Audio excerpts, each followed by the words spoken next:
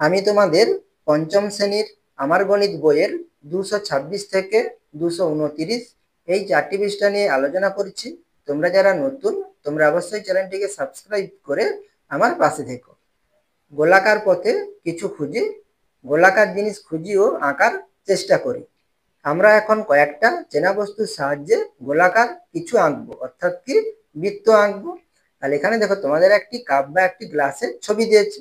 তাহলে এটাকে যদি আমরা একটি সাদা কাগজের উপর রেখে আমরা যদি এর তলদেশে চারপাশে দিয়ে আমরা দাগ টানি, তাহলে এখানে আমরা একটা কি পাবো, বৃত্ত পাবো। একইভাবে আমরা যদি ঘড়িকে রেখে ঘড়ির চারপাশে আমরা যদি দাগ টানি, সেখানেও আমরা একটা কি পাবো, বৃত্ত পাবো। এবং 5 টাকার কয়েন বা 2 টাকার কয়েন বা 1 টাকার কয়েন রেখে আমরা যদি তার পাশে যদি আমরা দাগ টানি, সেখানেও আমরা কি পাবো, বৃত্ত পাবো। এইভাবে যে বিভিন্ন মাপের, অর্থাৎ কি আমরা ছোট বড় কি বৃত্ত পেতে পারি। তাহলে এইভাবে যে বিভিন্ন মাপের বৃত্ত পেলাম, তাদের প্রত্যেকটিতে বক্ররেখা, তাহলে বৃত্তে কতগুলো বক্ররেখা থাকে, একটি বক্ররেখা থাকে। তাহলে প্রত্যেকটিতে বক্ররেখা কটি থাকে, একটি, তাহলে বক্ররেখা একটি। আর কি কিভাবে বৃত্ত আঁকা যায় খুঁজে দেখি। তাহলে এখানে দেখো নিচে তোমাদের একটি প্লেট বা একটি থালিকে বা থালাকে কি করেছে, উল্টে রেখেছে। তাহলে এখানেও আমরা কি করতে পারি, এই থালার চারপাশে যদি আমরা দাগ টানি, সেখানে আমরা একটা কি পাবো, বৃত্ত পাবো। এবং ঝুড়ির চারপাশেও যদি আমরা দাগ টানি, সেখানে আমরা একটা কি পাবো, বৃত্ত পাবো। আর কিসের থেকে বৃত্ত পাবো তা খুঁজে দেখিও আঁকি। এছাড়া আমরা আর কোথা থেকে বৃত্ত পেতে পারি, তাই এখানে আমরা একটা বাটিকে রেখে আমরা যদি বাটির তলদেশে বা বাটিকে উল্টিয়ে যদি আমরা চারপাশে দাগ টানি, সেখানে আমরা একটা কি পাবো, বৃত্ত পাবো। এবং মোমবাতির তলদেশে আমরা যদি দাগ টানি, সেখানে আমরা একটা কি পাবো, বৃত্ত পাবো। বোতলকে রেখে বোতলের তলদেশেও আমরা দাগ টানলে সেখানেও আমরা একটা কি পাবো, বৃত্ত পাবো। এবং গ্লাসকে রেখে গ্লাসের আমরা যদি মানে উপর করে রাখতে পারো বা না, আমরা সরাসরি রেখেও আমরা কি করতে পারি, নিচের তলদেশে আমরা যদি দাগ টানি, সেখানেও আমরা একটা কি পাবো, বৃত্ত পাবো। আরো অনেক কিছু হবে, তোমরা সেগুলো এখানে এঁকে দেখাতে পারো। এরপরে পরবর্তী পৃষ্ঠাটি দেখো, 227 নম্বর পৃষ্ঠাটি দেখো। বিভিন্ন দৈর্ঘ্যের সরলরেখাংশ আঁকার জন্য আমরা ড্যাশের সাহায্য নেই। তাহলে এখানে আমরা সরলরেখাংশ আঁকার জন্য বা মাপার জন্য আমরা কিসের সাহায্য নেই, আমরা কি স্কেলের সাহায্য নেই। তাহলে এইটা সাহায্য নেই, এর নাম কি স্কেল, তাহলে স্কেলের সাহায্য নেই। তাহলে এখানে আমরা কি লিখবো, স্কেল লিখবো, ঠিক আছে।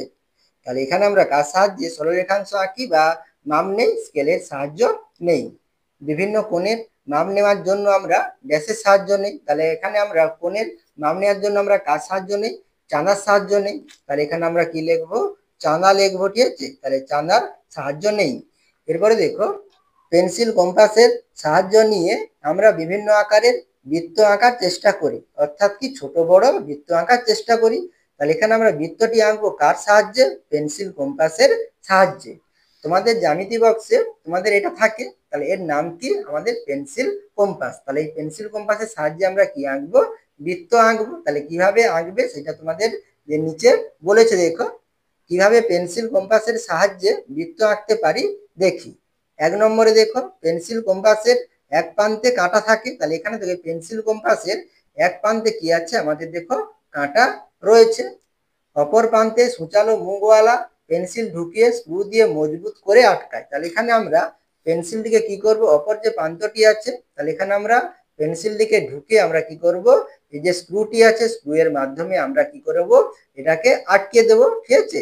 তাহলে এখানে আমরা দেখো পেন্সিলটিকে এভাবে রেখে আটকাবো না আমরা ভিতর দিকে রেখে আটকাবো। তাহলে এখানে আমাদের কি করতে হবে, তাহলে এই পেন্সিল কাঁটা মানে পেন্সিল কম্পাসের যে কাঁটাটি রয়েছে, কাঁটার সঙ্গে আমাদের পেন্সিলের মুখটি, সূচালো মুখটি কি করতে হবে, এক জায়গায় রাখতে হবে, ঠিক আছে। এক জায়গায় রেখে তারপরে আমরা কি করব, আমরা স্ক্রু এর মাধ্যমে কি করে নেব, আটকিয়ে নেব, ঠিক আছে। এটা যদি আমাদের বেরিয়ে থাকে বা ভিতর দিকে থাকে, তখন আমাদের কিন্তু বৃত্ত আঁকতে অসুবিধা হবে, ঠিক আছে।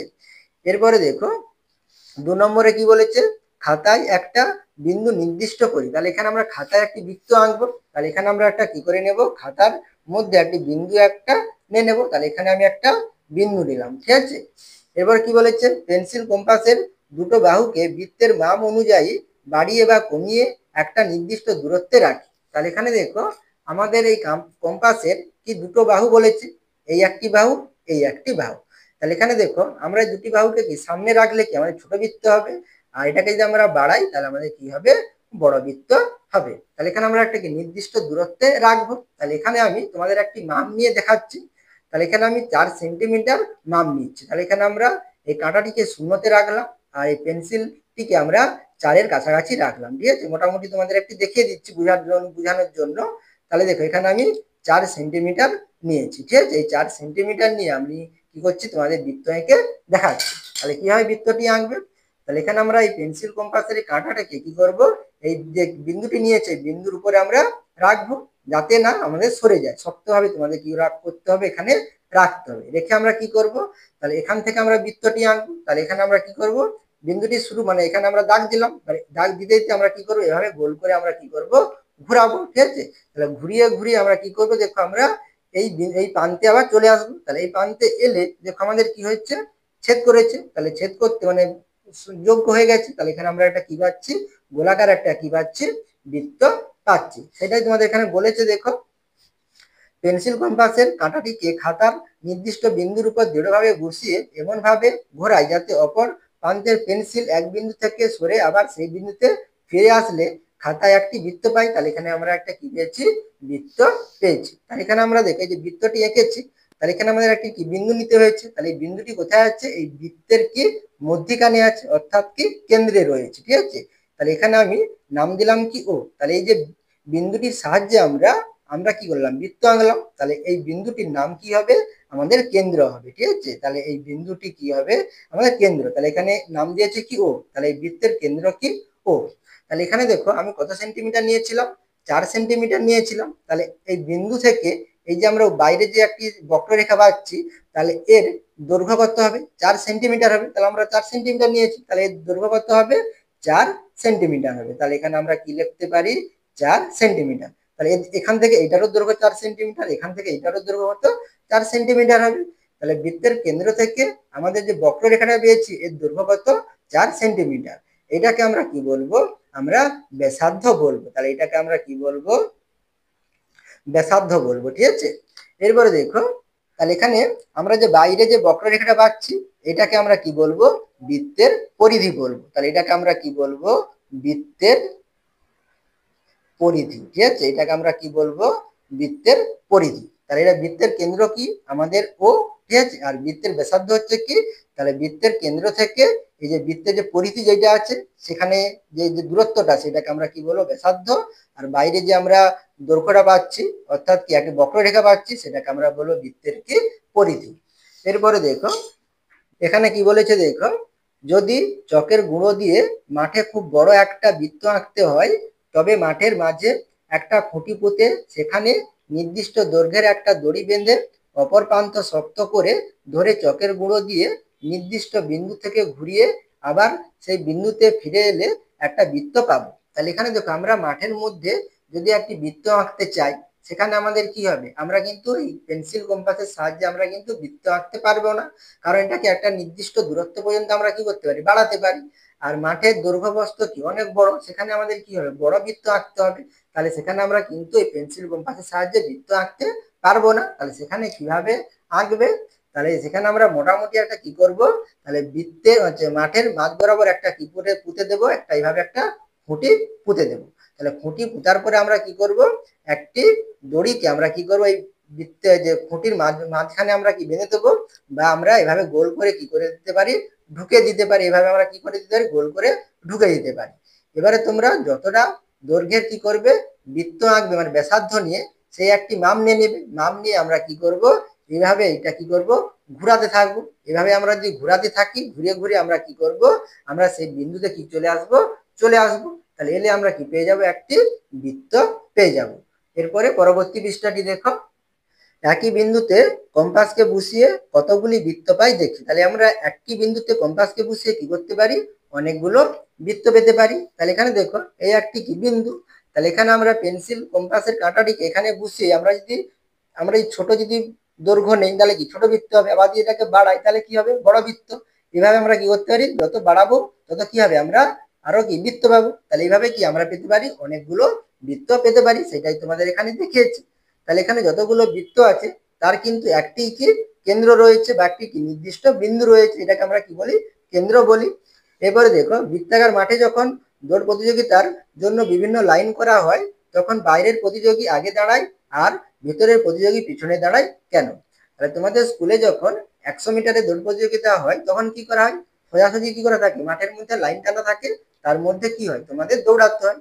যখন কি হয় 100 মিটারের বেশি, 200 মিটার, 400 মিটার বা 600 মিটার দৌড় প্রতিযোগিতায় অংশগ্রহণ করতে হয়, তখন তোমাদের কিন্তু সোজাসুজি কি করা থাকে না, লাইন টানা থাকে না। তখন মাঠের মধ্যে কি থাকে, এভাবে গোলাকার কি করা থাকে, এভাবে বৃত্ত আঁকা থাকে। বৃত্তর মধ্যে কি করতে হয়, তোমাদের দৌড়াতে হয়। তাহলে এখানে দেখো, যখন বৃত্তের মধ্যে দৌড়াতে হয় তখন কি হয়, যে যে ছোট বৃত্তের মধ্যে যে দাঁড়াবে তাকে কি করতে হয়, পিছনে থাকতে হয়। আর এই বাইরের বৃত্তের মধ্যে যে থাকবে তাকে কি করা হয়, সামনে রাখা হয়। ঠিক আছে, সেটাই বলেছে।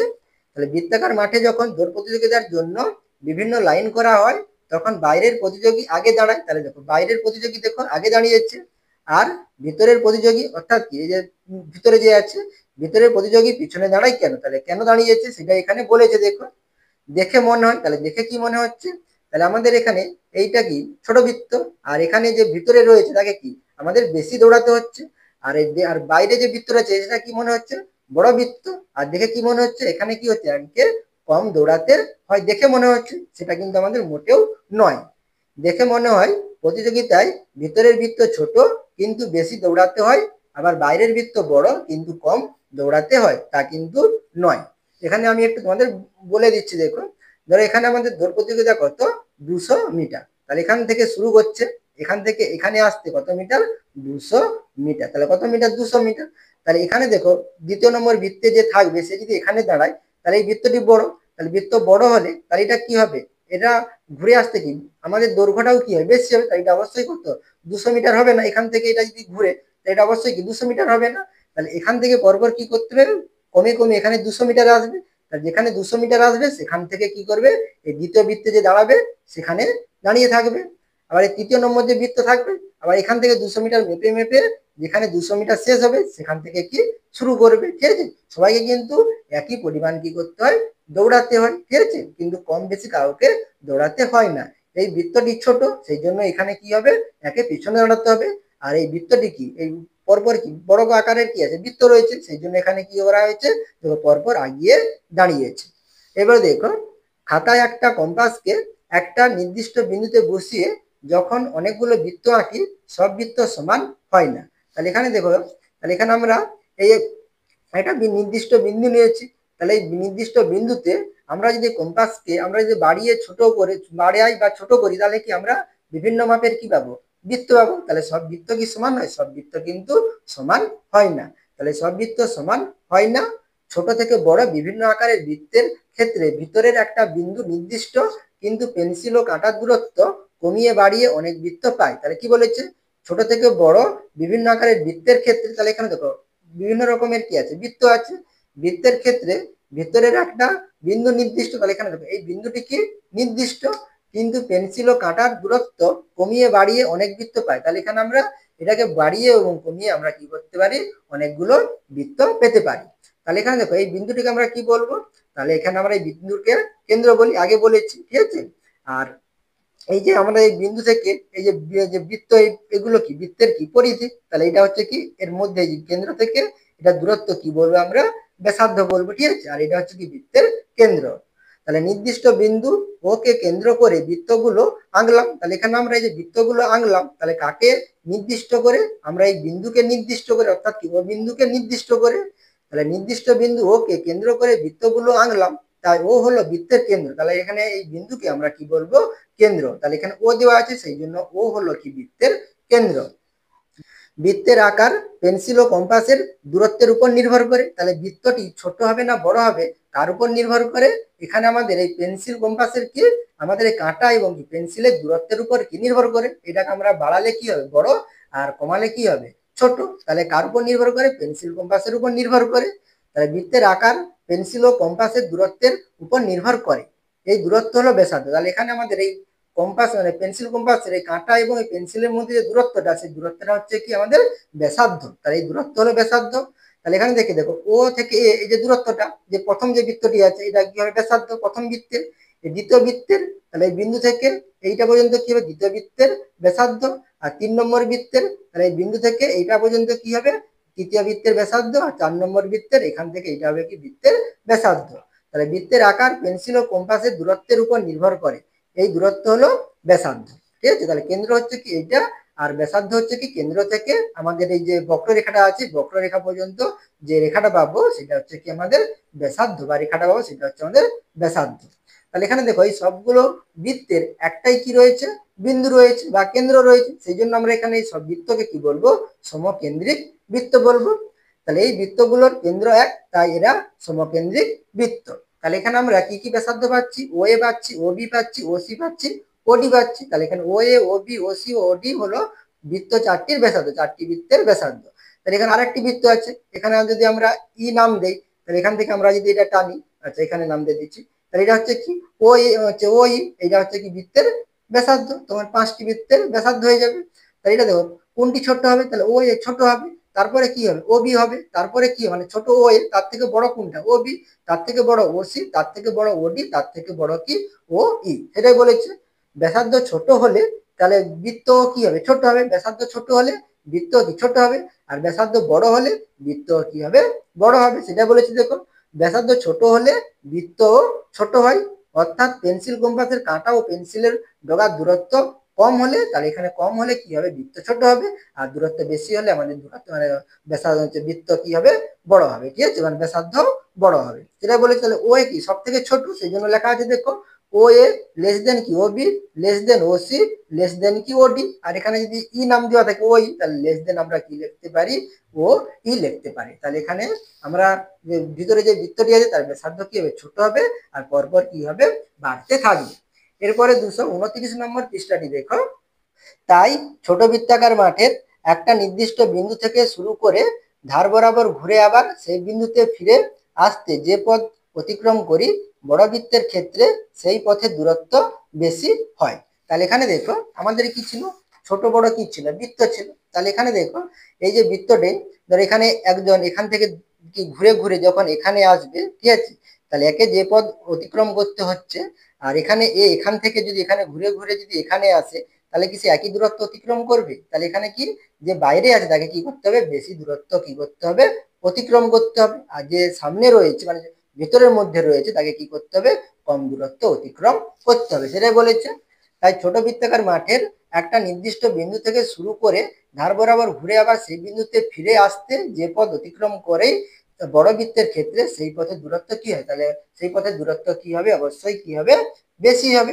সেই জন্য আমাদের কি করা হয়, যে বাইরে যে বৃত্তে দাঁড়িয়ে থাকে তাকে কি হয়, সামনে রাখা হয়। ঠিক আছে, সেই জন্য দৌড় প্রতিযোগিতায় প্রতিযোগীদের ক্ষেত্রে ভিতরের ছোট বৃত্তের ট্র্যাকের লাইন যেখানে শেষ হয়েছে, বাইরের বড় বৃত্তের ট্র্যাকের লাইন আগে শেষ করতে হয়। ঠিক আছে, এবারে দেখো কোনো বৃত্তাকার মাঠের বৃত্তের উপরে কোনো একটি নির্দিষ্ট বিন্দু থেকে মাঠের ধার বরাবর হাঁটতে শুরু করে আবার সেই বিন্দুতে ফিরে আসতে যে দৈর্ঘ্যের পথ অতিক্রম করতে হয় তা হলো বৃত্তের পরিধি। তাহলে এখানে নিচের বৃত্তে দেখো, তাহলে এটা কি দুটো বৃত্ত আছে, তাহলে এখানে দেখো এখান থেকে শুরু করলাম, তাহলে এখান থেকে শুরু করে এখানে আমরা ঘুরে ঘুরে আবার যদি এখানে আসি, তাহলে একটি আমাদের একটি পথ অতিক্রম করতে হচ্ছে।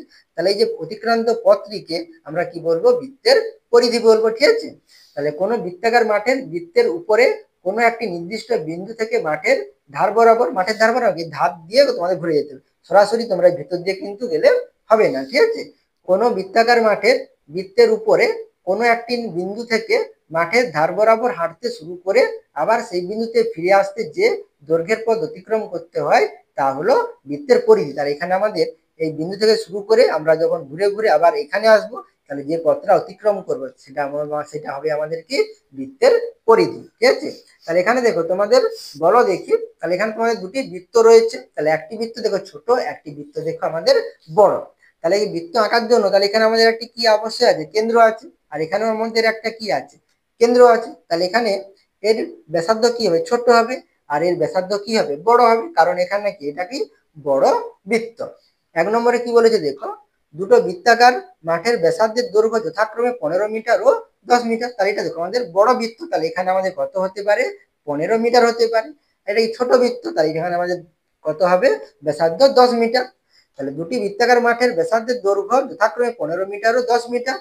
দুটো মাঠের ধার বরাবর বেড়া দিতে হবে, কোন বেড়ার দৈর্ঘ্য বেশি হবে। ঠিক আছে, তাহলে এখানে দেখো আমরা ধার বরাবর কি দেবো, বেড়া দেবো। ঠিক আছে, যাতে কেউ না ঢুকে যায়। ঠিক আছে, তাহলে এখানে আমরা বেড়া দেবো, তাহলে বেড়া দিলে কোথায় বেশি পরিমাণ বেড়া দিতে হবে, তাহলে এটা 10 মিটার, এটা কত 15 মিটার ব্যাসার্ধ, তাহলে এর পরিধি অবশ্যই কি হবে, বেশি হবে। এর পরিধি অবশ্যই কি হবে, কম হবে।